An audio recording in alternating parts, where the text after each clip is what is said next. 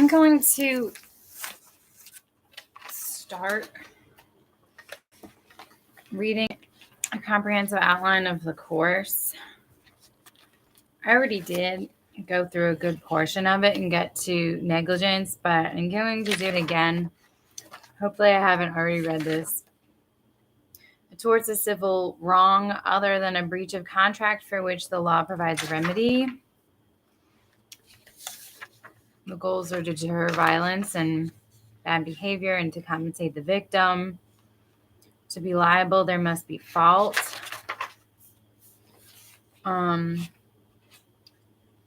Fault is tested by ordinary care under the circumstances. Example is that a sudden, seizure while driving, suddenly being stricken with sickness wouldn't create fault. Strict liability, just quickly touching on it, involves abnormally dangerous activities, such as blasting, I think in Spano versus Perini. Intent, because we're about to go into intentional torts. Defendant performed the act with substantial certainty that the result would occur. And mistake is it also involves a volitional act. And mistake is no defense. So if you interfered with somebody's property by taking it because you thought that it was your own, that mistake doesn't negate the intent that you take the property. You intended to take the property, you just mistakenly thought it was yours. So you're still liable. Offensive or harmful contact. So I must have somehow missed a page on assault and battery already.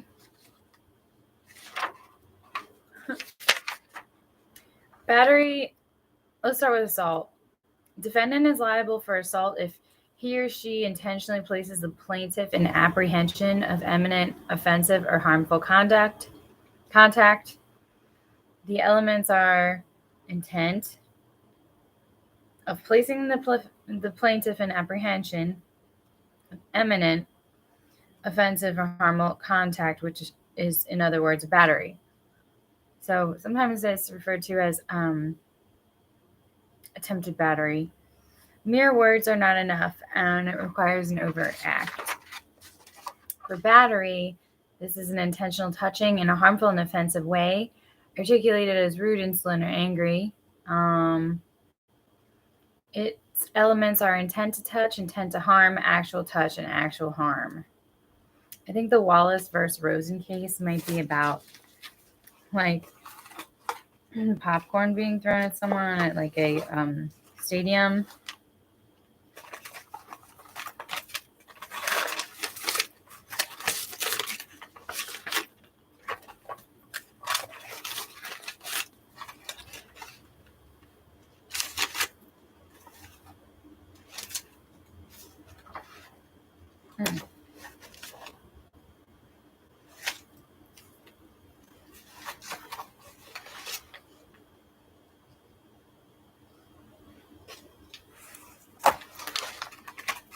I'm just looking at going through all my class notes, I do have a case list here. So about each case in just enough detail to remember it. Weaver versus Ward, about which was your background for fault. It's actually about two knights dueling.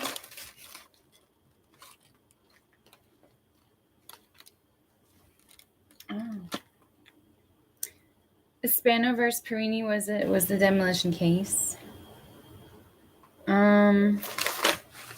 Which one did I just? Oh yeah, Wallace and Rosen. That's a fire evacuation. Actually, it doesn't have to do with popcorn. It had to do with a teacher pushed down steps during fire evacuation, and the duty of care obviously. First of all, a battery, that has to do with battery, whether it's intentional. So I'm not going to get into duty of care because that's a whole separate issue. So battery, the touching element, is satisfied by contact with an article or item so closely connected to the body as to customarily be regarded as part of another's person. From Fisher versus Carousel Motor Hotel, which was a race-based argument at lunch at a hotel during a seminar, and one person touched the other person's plate that the person was holding. And that was enough to be considered a battery. Cigar smoke in Leckman versus WLW J-Court Communications is significant, even though it's just a particle. It constitutes a touch. Other intentional tort elements, false imprisonment is the unlawful restraint through force or threat of force that confines someone to a bounded area, usually awareness. It says here per the minority, awareness of the confinement is an element. I recall the reason why I'm going through this course outline is mainly just for the elements of the torts. So battery is an intentional touching in a harmful or offensive way. Touching, intent to touch, intention to harm, actual touch, actual harm. Assault, the defendant is liable for assault if he or she intentionally places the plaintiff in apprehension of imminent, offensive, harmful contact. So it must be imminent. It must cause apprehension, and it must be intended. And the apprehension must be regarding an offensive or harmful contact. Requires an overt act more than just words. False imprisonment, again, unlawful restraint of the plaintiff through force, threat of force, or omission that confines someone to a bounded area. They should be aware of it, that they're confined. There are some cases here: Hardy versus LaBelle's Distribution and Whitaker versus Sanford.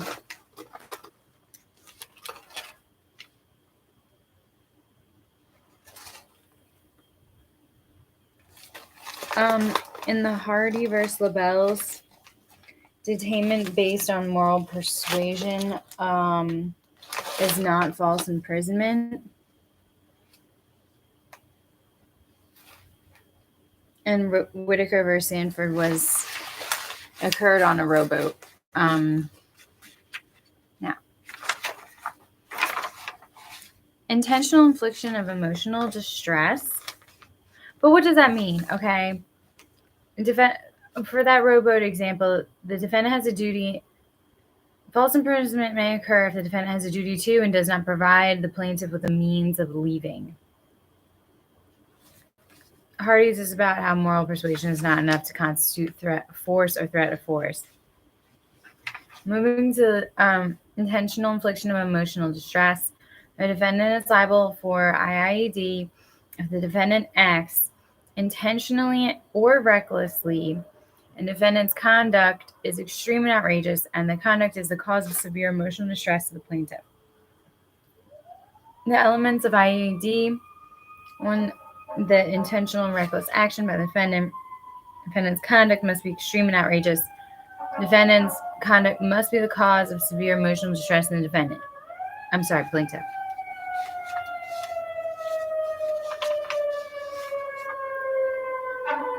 This can be established even by nominal damages. It's negligent infliction of distress, according to Pierce, that must exceed nominal damages in pleadings. Cases. A lot of cases of IIED. You want to see outrageous conduct causing severe emotional distress. And that was like the St. Rubbish Collectors Association versus Silisnoff, kind of like union bargaining threats. Conduct must also be so outrageous that the reasonable person would be caused severe emotional distress, not mere emotional distress. Slocum versus Fair Food Stores.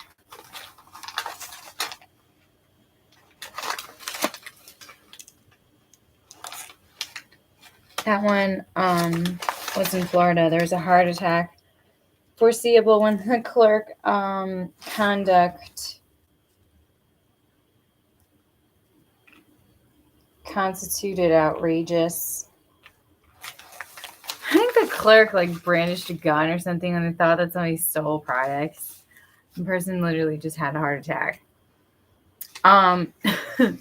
Outrageous conduct and severe emotional distress must be present. Harris versus Jones. That's very unfortunate. Luckily for us, it happened a long time ago, but that's kind of sad, actually.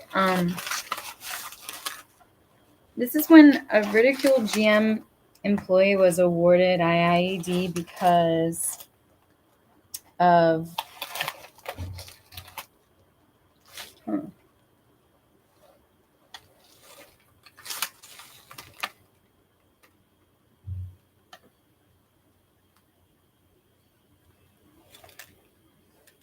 DECLNEY. Indecency. I'm sorry, because of indecency. Okay.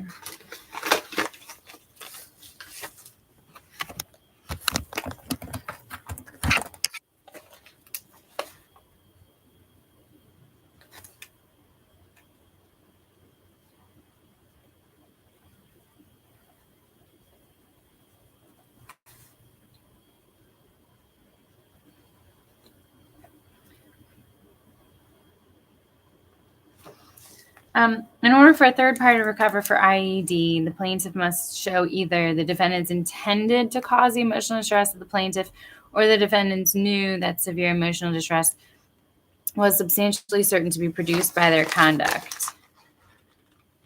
Taylor versus Valuga, a third party, sets forth the third party IIED elements. All right, so I don't know the facts relating to that. 3 types of money damages: nominal, compensatory, and punitive. So the nominal damages are a small amount of money awarded to establish or vindicate rights. Compensatory damages are awarded to restore the plaintiff to pre-injury status as far as possible. Punitive damages are awarded in order to punish or deter bad behavior of defendant and others, and may only be awarded if there is also compensatory damages, and generally awarded for intentional torts, but could be awarded for negligent torts, but that's not what was set forth in the remedies recording. It was basically saying other torts, intentional and other torts, such as invasion of privacy, defamation, business torts, and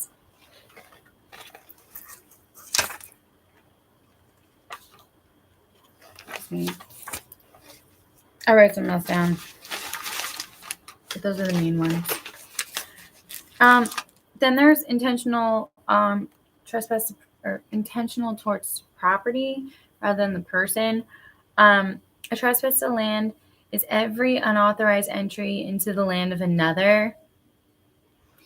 This is differentiated from nuisance by an interference with possession, the proper owner's possession, whereas a nuisance is interference with the proper owner's use and enjoyment.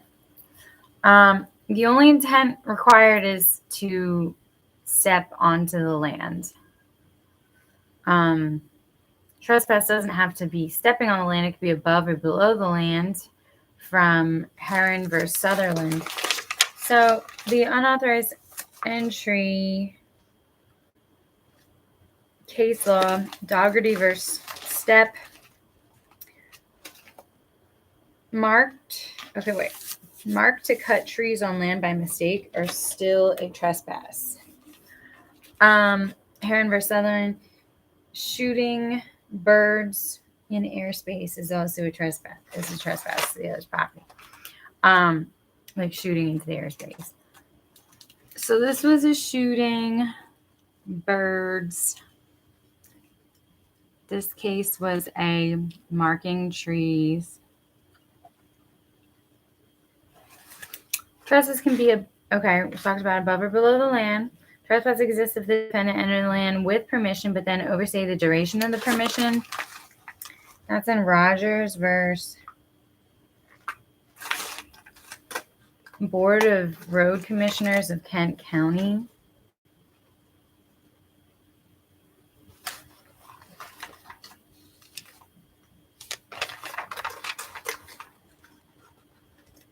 I just love how I have like all of these cases written out like this. So smart of me. Anyway, I don't have a brief for that one.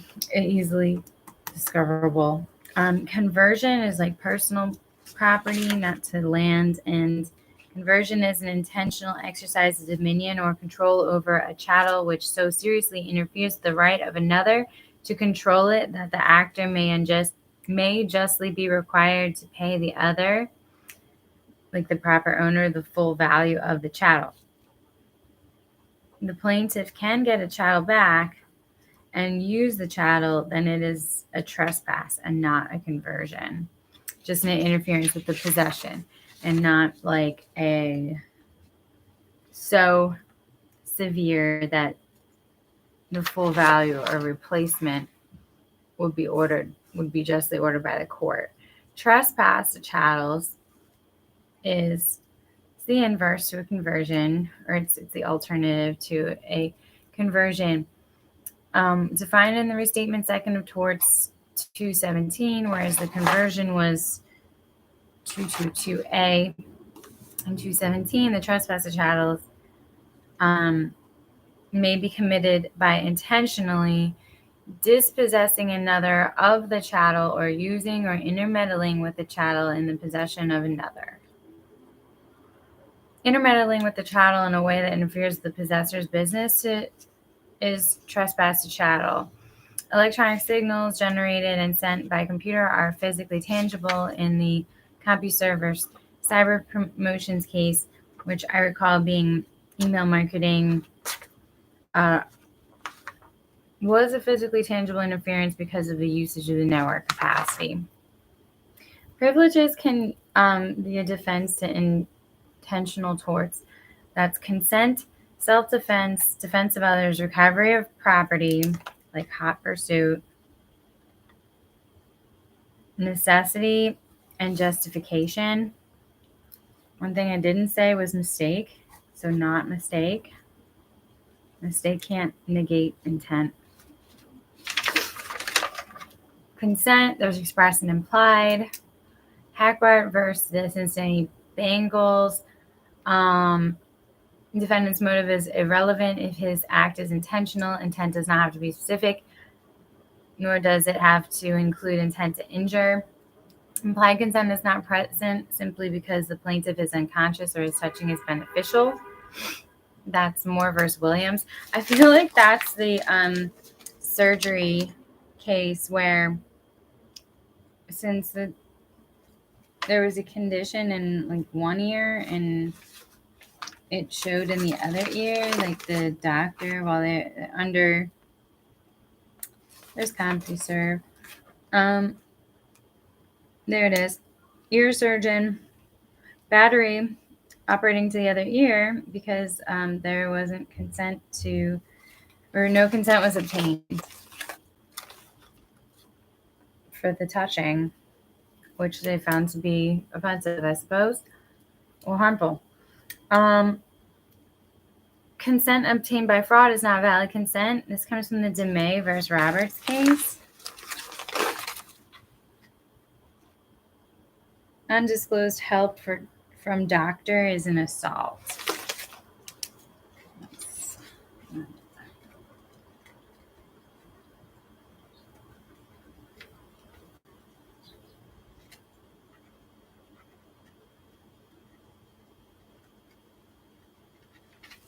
Necessity. Public necessity. In the absence of legislation providing compensation, those whose property is destroyed by an act of public necessity have no right to recover.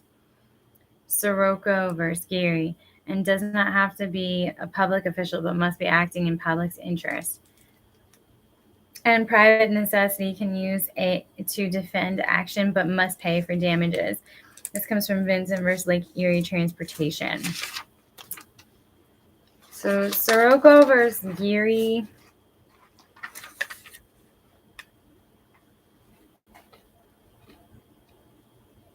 And Vincent versus Lake Erie Transport Co. This is a personal necessity, not an excuse for liability, like for damage. But in Sirocco versus Geary, I feel like that involved like a San Francisco fire. I wrote somewhere bathroom renovation in here, but I think it was more so like an actual natural disaster. And somebody's property got kind of probably exploded to try to deter the fire from continuing to destroy the city. So recovery of property. A person may use unreasonable force to recover property immediately after disposition. Hodgdon versus Hubbard. I wrote here appliance in parentheses because I recall that case being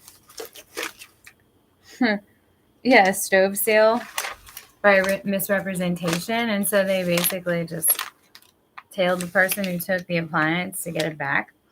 However, you may not, and how soon after tailing that person is acceptable. Like hot pursuit's okay if it just happened, but like next day, probably not. However, you may not use force to recover if any time has lapsed after dispossession. There must be no element of unnecessary force. Force cannot be obviously deadly. Fresh pursuit, hot pursuit rule. Any undue lapse of time during which the pursuit has not been commenced or has come to a halt will mean the owner is no longer privileged to fight himself back into possession.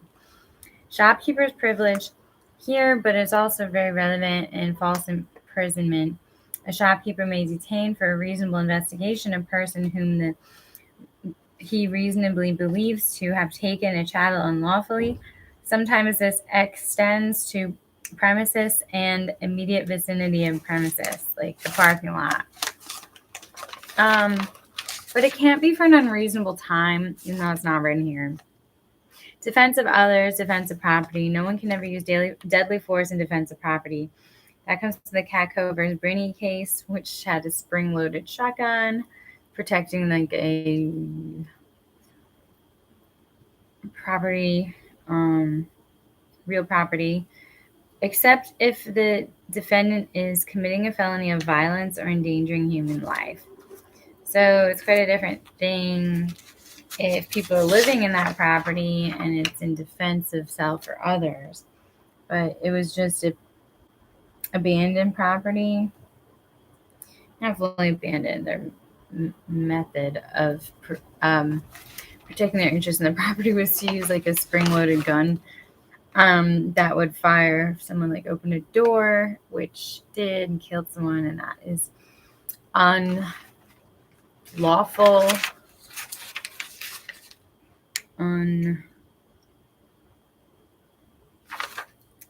unjustifiable force. Self-defense is an existence of a privilege. Retaliation, which is a term of art, equals true self-defense. Reasonable belief is required that the self-defense is necessary. Provocation, amount of force has to be reasonably necessary against a threat. Stand your ground versus retreat before using deadly force is definitely a principle. An injury to a third party might be excused if you're justifiably defending yourself. A defendant's actions may be justified if the actions were reasonable and done to protect others from personal injury or to protect property. So we enter into negligence. In order to be liable for negligence, the person must own a duty to another party, breach that duty, and the negligent actions of the tortfeasor must be the cause of the injury damage to the plaintiff. Elements of negligence, like I said, duty, breach, causation, and damages. But the duty breaks down into a reasonable standard of care. You see it has a couple different applications to children and people with disabilities or professionals, and heightened when the case involves an innkeeper or a common carrier.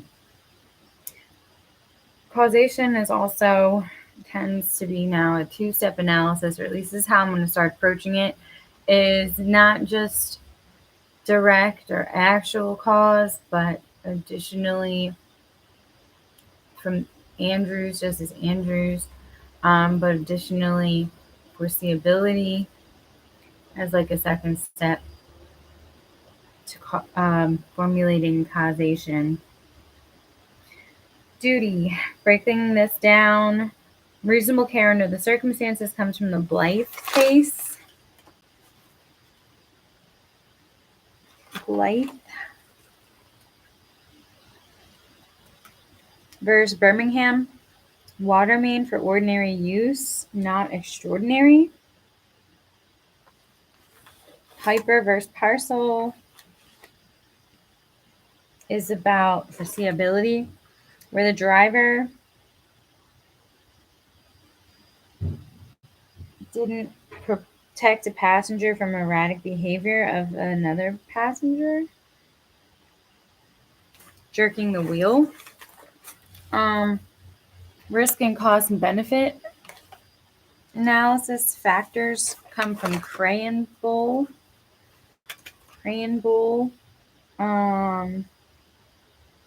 which is Chicago, B and Oregon Railroad.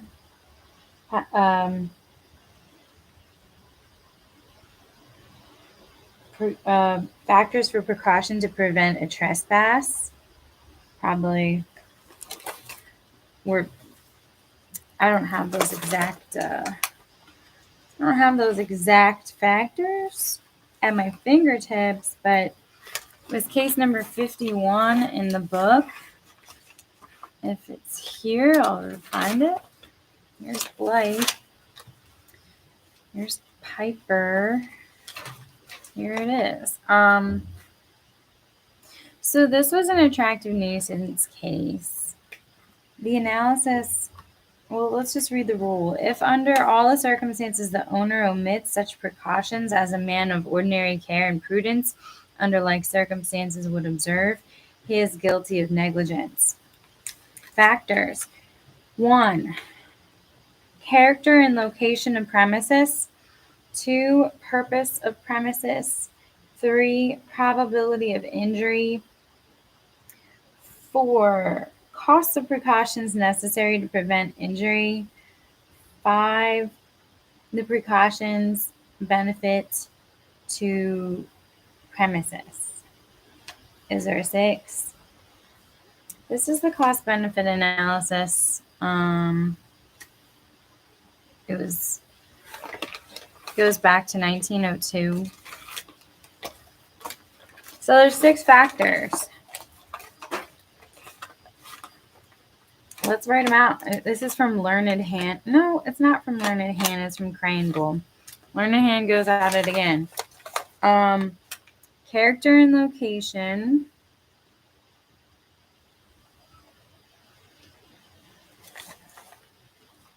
Purpose of premises.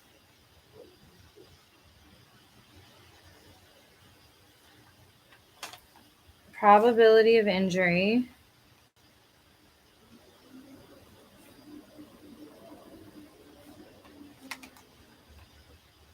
Cost of precautions necessary to prevent injury. And benefit of precautions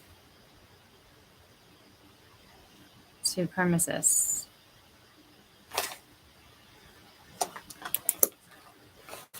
Learned Hands formula comes from Carroll Towing. So all of the factors I wrote next to that actually are from the Crayon Bowl case. So what's the Carroll Towing case? In this case, in short, I said, hang on.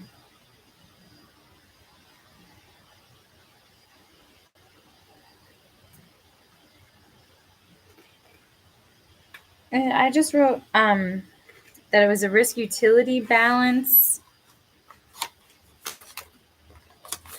I think I wrote least cost avoidance. But what I wrote was B is less than D times P. Risk utility balancing formula. Burden is less than the probability times the cost. So everything, all those factors in the format of a equation. Carroll Tow was responsible for a vessel that broke from the mooring and loading from delivering flour. In loading flour delivered by rail from PA, over the Delaware River, I believe. And that was the Carroll Towing party. The other party was a barge owner, of which the barge was gone 21 hours. Unknown, but likely the defendant held somewhat liability, if not entirely liable, and appeals under the contention that absent barge E amplified damages because barge E hit another tank, was damaged with hole and careened damaging cargo, and could have been prevented, right, if the barge E was on duty.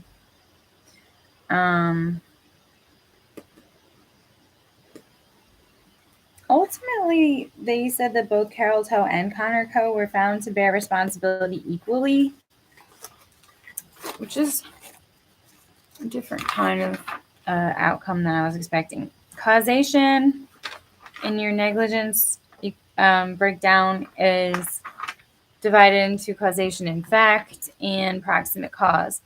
Causation in fact is the but-for test, which can be understood as but for the defendant's negligent actions, the plaintiff would not have been harmed. And proximate cause is where the actions that cause an accident are foreseeable. There is liability. Again, Pfeiffer versus Parcel is named here.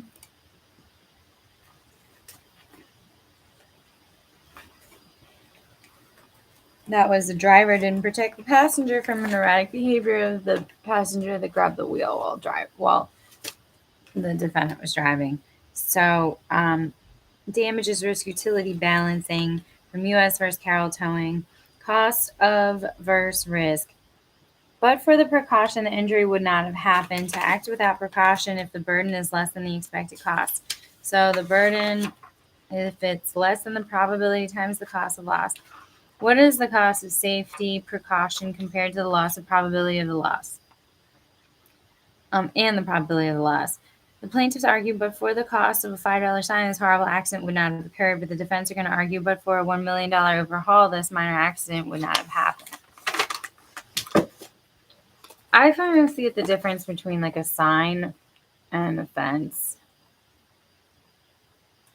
If the sign's going to be effective for $5, or if like $1,000 fence is the only way to keep kids out, that can't maybe read signs.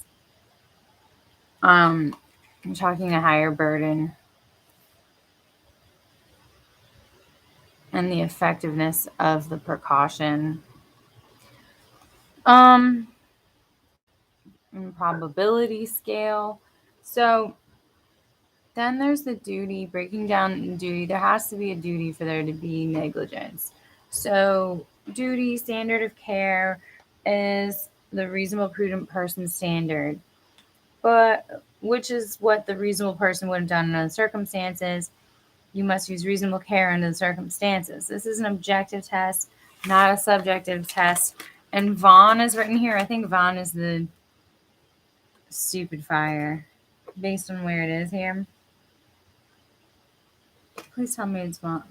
Please get me to Vaughn. Vaughn's funny.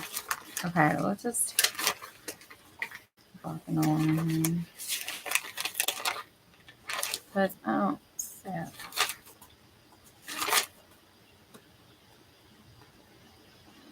Really shouldn't be spending this much time on it.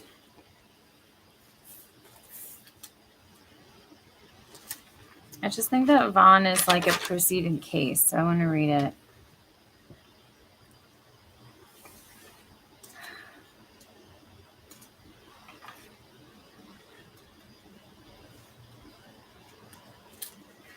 It's going to be after 63, but before 100. Which is very many.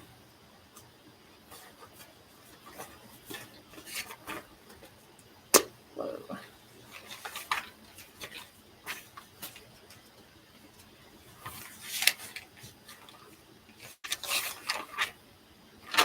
There's Boys First Brown, Martin Herzog, Scott Bradford, Harry Moore versus the Regents University. Okay, I remember this. Pokora versus Wabash Ryko. Osborne versus McWhatever. This, that. Stachinovsky. Yellow Cab. Zenny versus Anderson. Anju. Joy versus the Great Atlantic Pacific Tea Company. Ortega versus Kmart. Okay, so all these are going to come up, but I just don't see the Vaughn case. I'm so sad. Was Vaughn first? No.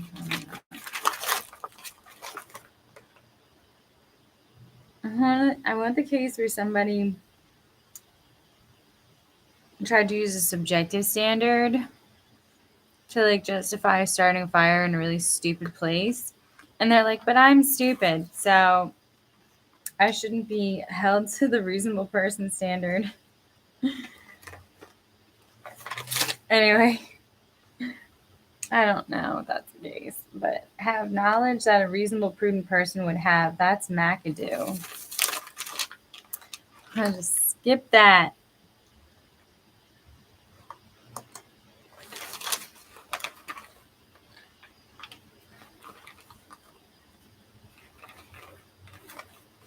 And maybe Vaughn is briefed in McAdoo. Strong possibility.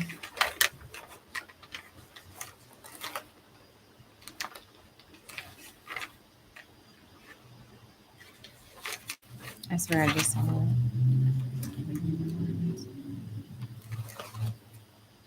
There's the St. Francis Hotel. I tell people about the St. Francis Hotel kind of a lot. So that one, by the time we get to that, we're talking about ipsa locator. Where's McAdoo?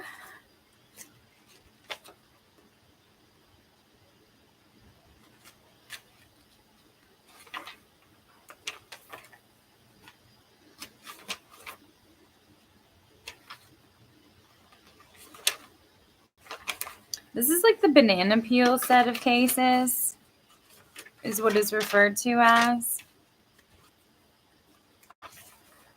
which is a fun name for it. I just don't seem to have anything available.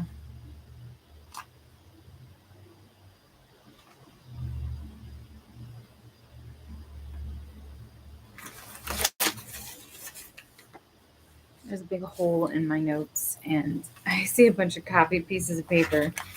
I don't think anyone cares. So This is McAdoo set forth the community rule. And then there's evidence. Custom or industry norm is not conclusive. This comes from Tremarco. I know this Tremarco versus Klein is the glass door of a bath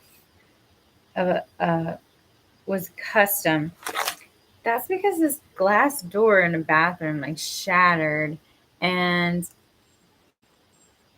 I think the custom in like New York apartment management would have been to replace this like door from like the 40s or something that had this tendency to shatter like this in their actual building code. And that's why it was looked at as a custom industry norm. But it's interesting because that was also not conclusive. So, like, while they had all that, it was only persuasive. Wasn't going to give you, like, you still have to present it to the jury. Okay, so that's in the evidence section. Relevant to time, place, or person. Again, is from the Tremarco case. An emergency requiring, like, giving rise to a duty cannot just be of one's own making. This comes from the Cordes case. Cordes versus Peerless Transportation Company. A chauffeur emergency causes liability. I'm sorry. A chauffeur emergency excuses liability. I'm pretty sure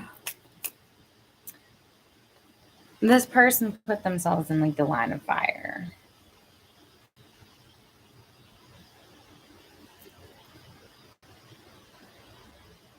You can't blame an emergency for why it should be excused from liability if you helped cause the emergency, if you're part of the reason why the emergency occurred in the first place. How that came down in this actual case was kind of wild, but definitely involved like threatening someone with a gun to drive or something else, and they're like, go hit that person, if not, we'll shoot you. And I think in that case would usually exonerate liability, but since they caused the emergency, they're probably liable for that life. I think that was the sense of the Cordes case. Physical characteristics can be taken into account. That's from the Roberts case. Roberts versus State of Louisiana, a blind person's standard of care. This person's a blind person. This person's a chauffeur. Tremarco was the glass bathroom door.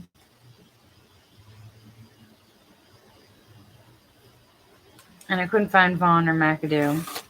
But I think one of them probably has to do with the fire.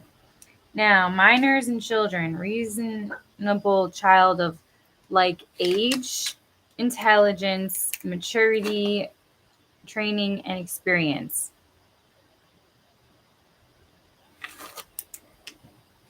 Unless involved in an inherently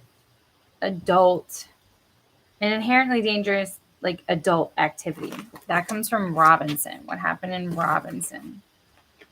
Versus Lindsay, a child in a snowmobiling accident is considered inherently dangerous, which is so funny because, like, yeah, because I can relate. Mental illness is not considered when determining a standard of care. That comes from the Groening case. Groening versus American Family Insurance Company, and the mental incapacity was not a defense to negligence. I'm pretty sure like this guy attacked his nurse. I don't remember. Standard of care professional. Same standard, or maybe it was a girl, it doesn't matter. Same standard of care as the ordinary member of the profession under the same or similar circumstances. This is the Heath case, Heath versus Swift Wings, reasonable pilot standard. So you would need to use the same prudence, reasonableness standard as a similar pilot because you have that special knowledge. The same standard of care as the ordinary member of the profession under the same or similar circumstances is not adjusted for particular training or experience of that individual and is higher for those that hold themselves out as a specialist. So with Heath, he was a pilot. He crashed.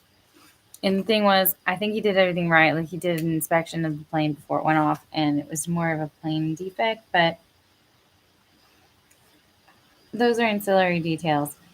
Mere error in judgment that results in bad results for client does not constitute negligence.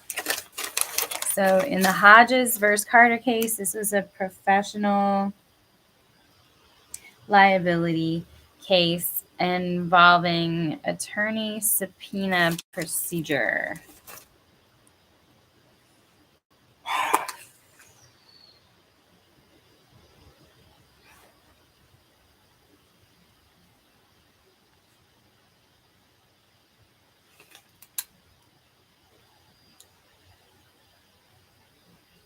Expert testimony is required to establish the standard of care in professional malpractice. That's the Boyce case, Boyce versus Brown.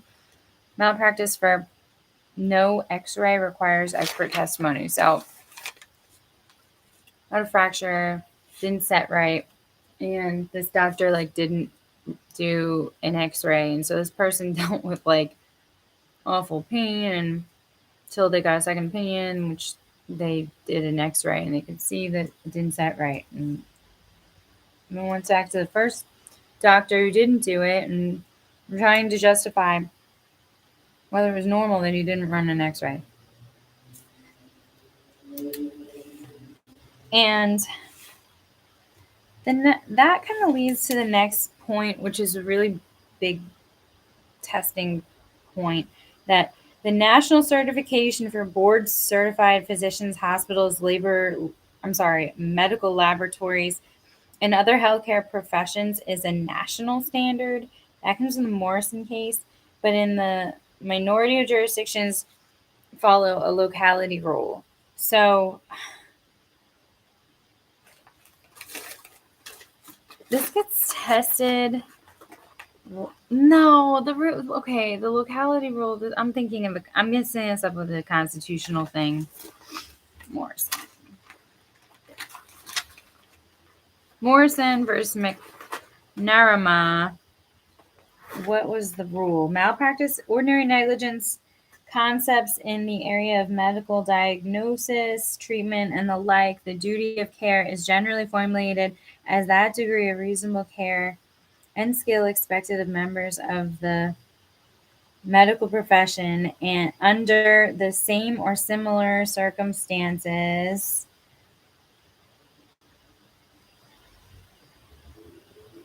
And I have here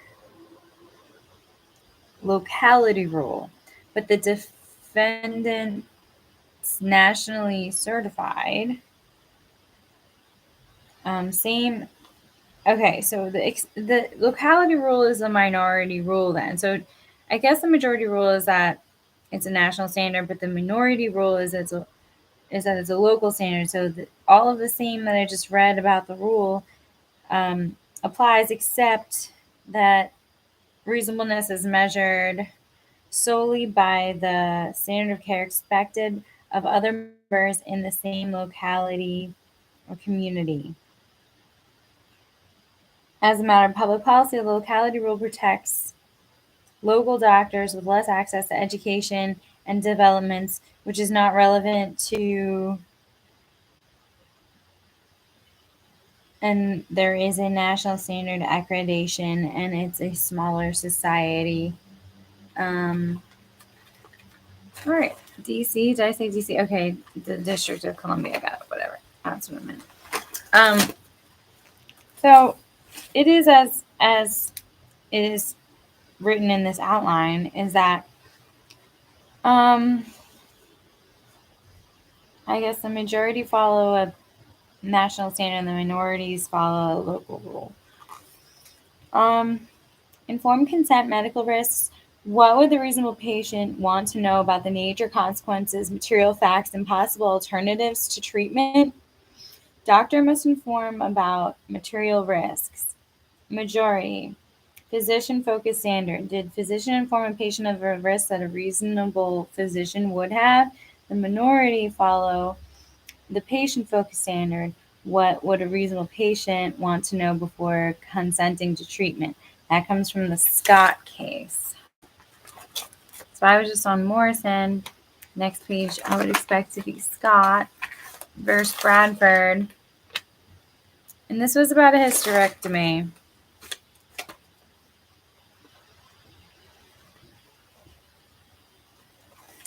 Informed consent. Doctor is required to disclose his or her own research or economic interest in the patient's treatment protocol under informed consent. And that's Moore versus the Regents.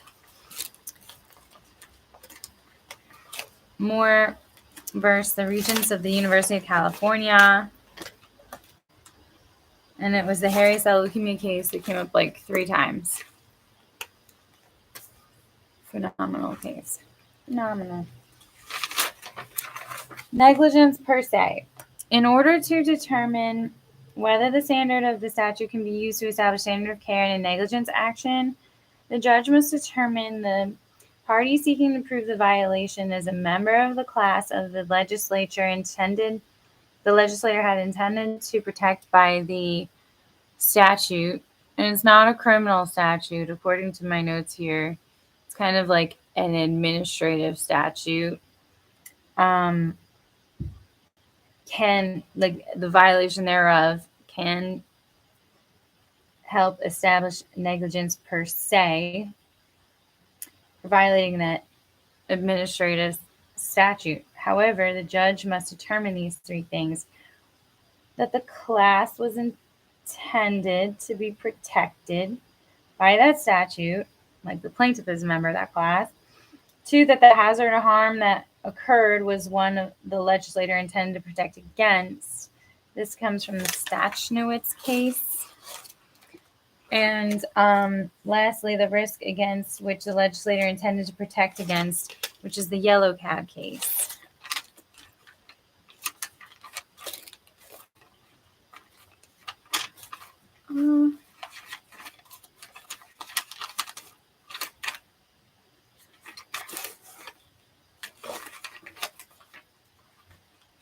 Doesn't want to be in order, I guess. Oh, here's Stachnowitz.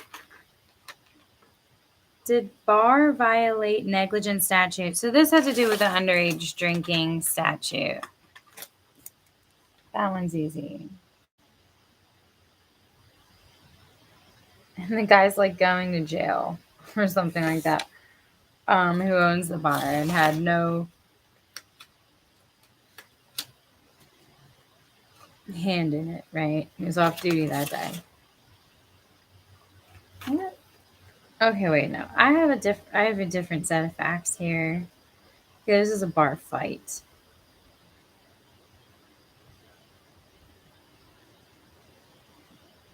Totally got out of hand. People were totally drunk. And somebody.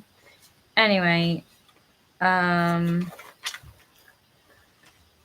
Yellow Cab case had to do with the taxi being stolen from the defendant who left the engine running with the key inside. And so the question was, why does this administrative statute exist? Is it to prevent accidents when taxis are stolen, or is it for some other cause like environmental, whatever, carbon monoxide fumes or whatever? I'm just making things up, just be for example case, but because I feel like that one is more clearly a case of probably the risk against which the legislator intended to protect against.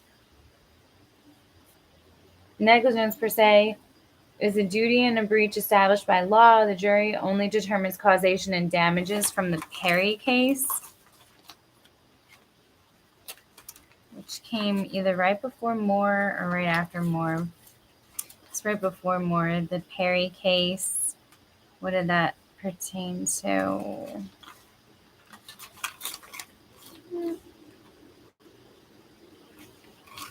Perry.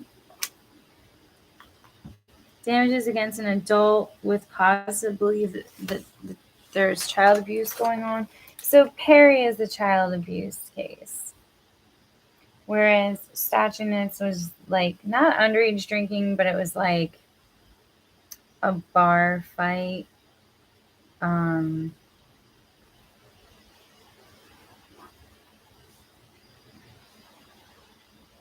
extreme intoxication. And then the yellow cab case indeed had to do with carjacking and the key in the ignition. So the effect of the statute in the majority, the unexcused violation of a statute is negligence per se, according to Martin, which is the next case. Come on, Martin. When a state killed in buggy with no lights, struck by automobile.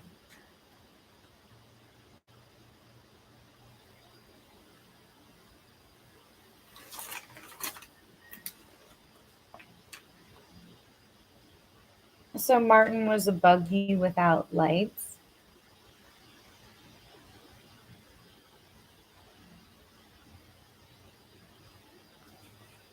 And the minority view is that a violation of the statute is a presumption of negligence and is rebuttable. In some jurisdictions, only evidence of negligence is presented and the jury can decide. An excuse as a defense. Person whose conduct is being evaluated is permitted to show that he or she had an excuse for the conduct that violated this statute. This comes from Zenny. And there's a restatement 2 of Torts section 288A, excused violations. So let's go to Zenny.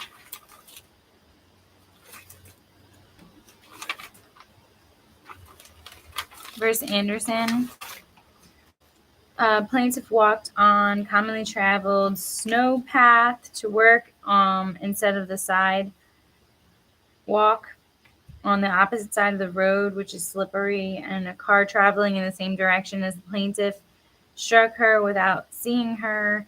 The plaintiff suffered intracerebral subdural hematoma bleeding or something, and requiring neurosurgery, but could return to work part-time after the accident.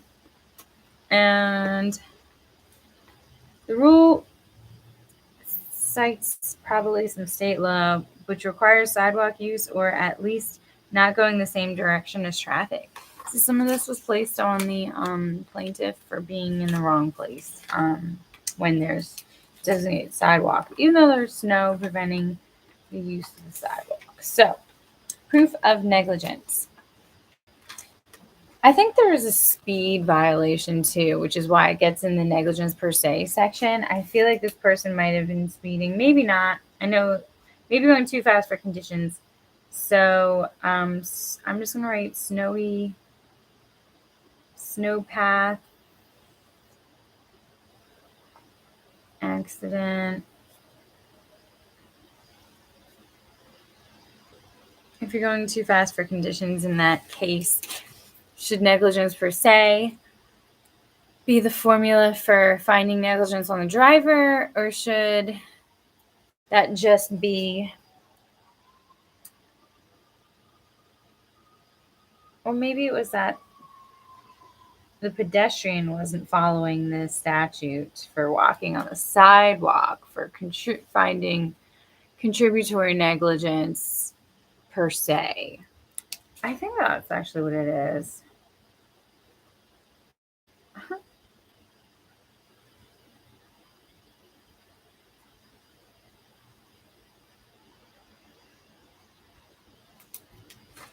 Proof of negligence, there's direct evidence, circumstantial evidence, and re ipsa loquitur. In circumstantial evidence, the plaintiff must prove facts which the jury can infer the defendant acted unreasonably. For re ipsa loquitur, the thing speaks for itself. first, let's talk about circumstantial evidence. The defendant must have constructive notice of a dangerous conditions within its store. Looking at Joy versus the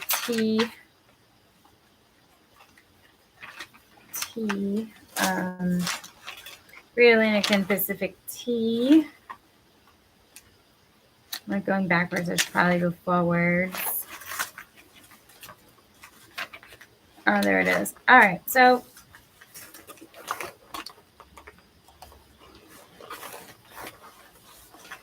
the floor may not have been swept for as long as 35 minutes, and there was like a dark colored banana, dark or dirt and sand on the banana, and dirt on the floor near the banana. And all of these are circumstantial evidence to show like a lack of attentiveness by the store. So the defendant must have constructive notice of the dangerous condition within the defendant's store. So 35 minutes enough for constructive notice, as established by circumstantial evidence. So what's the answer? They wanted to favor the defendant on this on appeal.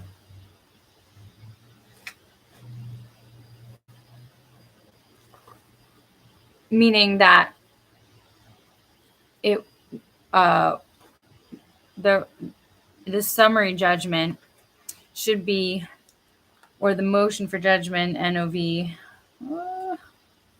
Okay, so the summary judgment should be reversed and remanded because the jury should be able to hear the defendant's position on that case. That was the outcome. That's why I don't remember outcomes, is because they're not really saying what the final decision was. The store owner owes the customer a duty to exercise reasonable care in keeping the premises reasonably safe. Ortega versus Kmart Corp. In this case, the plaintiff fell on spilled milk in the pantry aisle, which is usually staffed by employees trained to identify spills and inspect the area in 15-20 minutes is the longest period it could go. According to the procedure, undetected was 2 hours per the manager. Again, we're talking about circumstantial evidence. These banana peel cases. Third, if a dangerous condition occurs within the store, the owner is allowed a reasonable time under the circumstances to discover and correct the condition unless it is the direct result of the defendant's acts. And this comes from Jasko versus Woolworth. Plaintiff was injured in a fall caused by pizza being on the ground at a terrazzo floor near the Pizza Hoagie Center, the defendant's store. Probably fell as served on wax paper and eaten. Okay. So the conclusion here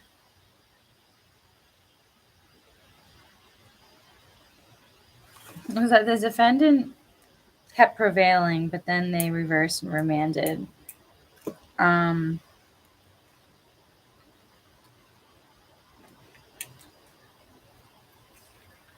of the rule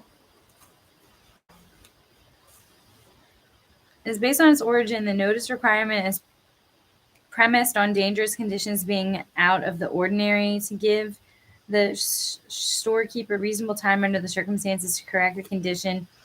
And notice requirement should be, I wrote NA, and established by the jurisdiction in this case, and the dangerous conditions for a slip and fall being continuous and easily foreseeable.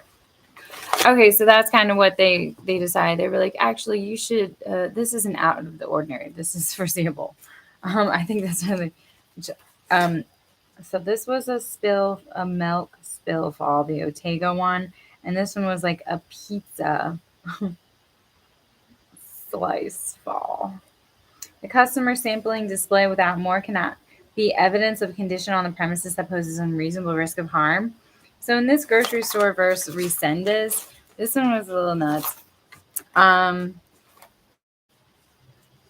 the facts is that the plaintiff slipped and fell near 2 grape displays and was injured, and the plaintiff brought an action for negligence, alleging that the defendants sampling, 3-foot railing displays of grapes posed an unreasonable risk of harm in the 5 inches recessed tabletop where the bowl stood to protect the product from falling. A slip-resistant floor and mats and stains and warnings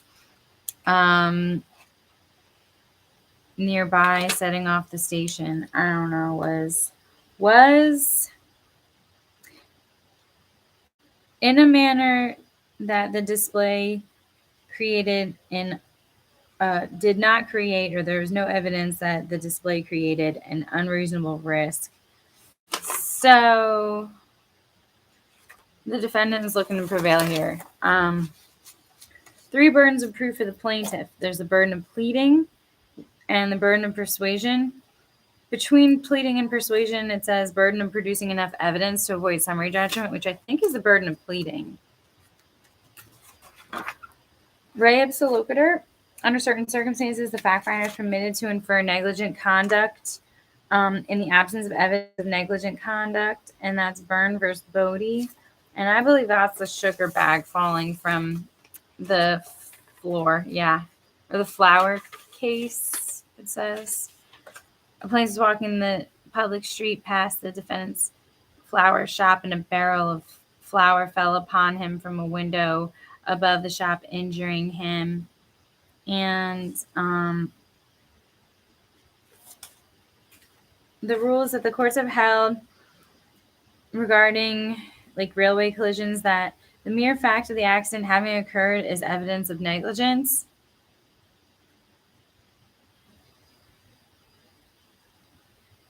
And a couple other things to consider is the plaintiff can show that the defendant had exclusive control over the instrumentality of harm. That's important. Exclusive control over the instrumentality of harm. And the incident is the sort that does not ordinarily occur in the absence of negligent conduct. The fact finder may conclude that D was negligent. This is from McDougald versus Perry. In some instances, a medical malpractice, for example, an expert witness or other evidence that such an event ordinarily did not happen in the absence of negligence is necessary. I feel like this is the sponge, where a sponge gets left in somebody. But I don't think I actually I did brief that case. Is this the sponge? No, it's an extra tire under a tractor trailer was affixed with a latch and no nut or something like that. And going over a railroad crossing, the tire chains unhooked and the nut was run over by the tractor trailer, causing the tire to go airborne and strike the plaintiff's windshield, causing personal injuries. So that is not the case I thought it was. This is a truck. Extra tire coming loose. Well, they want to blame it on negligence for lack of better cause, right? And in some instances, medical malpractice. Okay, that's not. I don't have a case associated with the medical malpractice. I thought that was the sponge case. So I think we just give the example that the sponge is found in somebody's x-ray, that you can assume medical malpractice. And exclusive control, it's not about control so much as it is about identifying the defendant as a responsible culprit. Cruz versus Daimler Chrysler Company.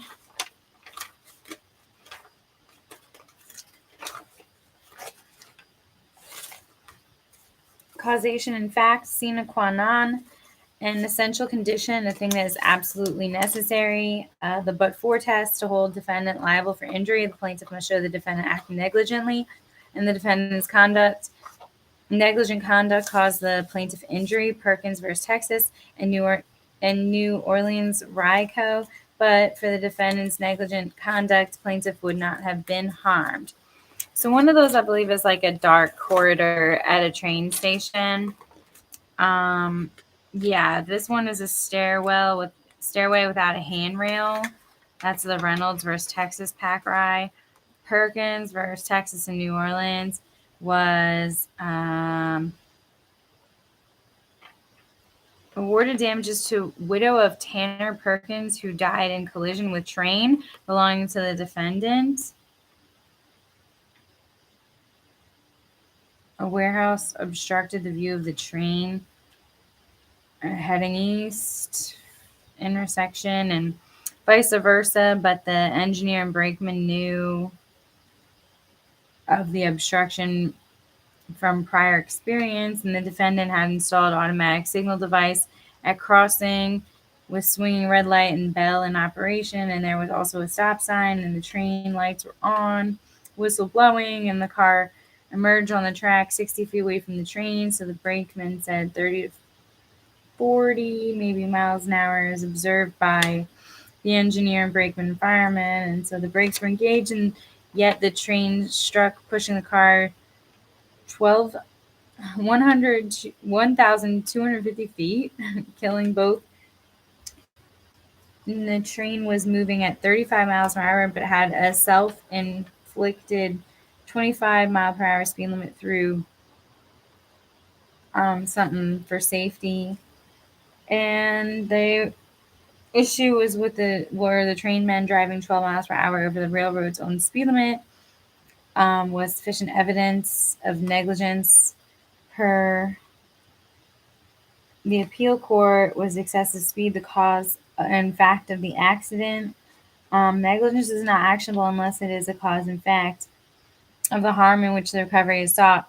It need not be, of course, the sole cause. Negligence is a cause and fact if the harm to another, if it was a substantial factor in bringing about that harm. On the other hand, if the harm would have occurred irrespective of such negligence, then it is not a substantial factor.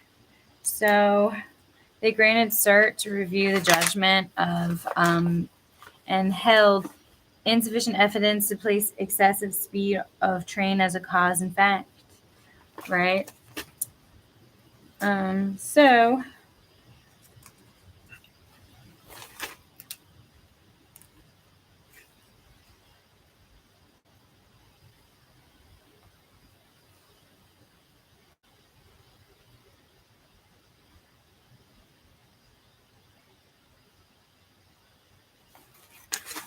let's move on, see if we can get through. These are all the causation principles.